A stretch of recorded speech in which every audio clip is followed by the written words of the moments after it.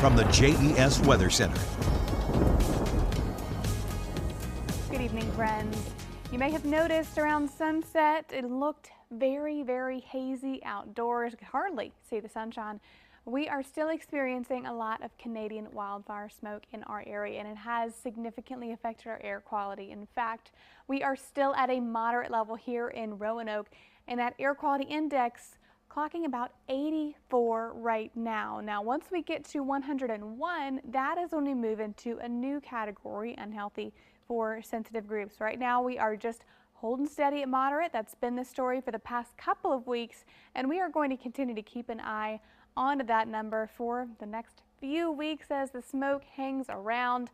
Right now, we are still seeing it. Not only has it been hazy today, it's been pretty hot.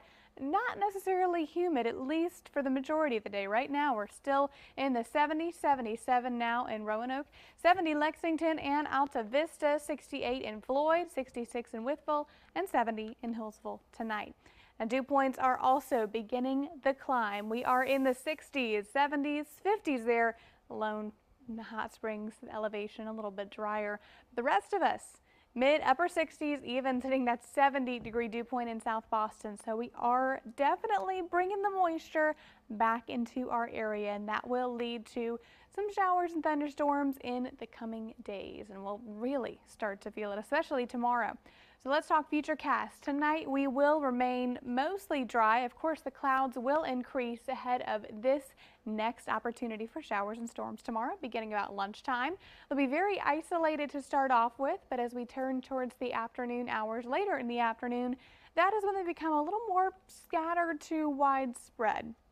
Again, that's about 2 to 3 o'clock that we see some of these moving through. We're not expecting severe weather. However, some of these could bring gusty winds and some pretty heavy rainfall.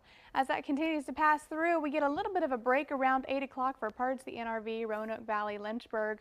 For the rest of us, still seeing that rainfall back in the picture. That will continue into early Saturday morning. We dry things out and clear things up Saturday morning. And that leads to, you guessed it, more showers and storms fueled by that clear weather Saturday afternoon. That pattern, unfortunately, will repeat on Father's Day. So if you have outdoor plans with Dad, best to get them in earlier in the day before we get a little more of that fuel back in the picture for those afternoon showers and storms.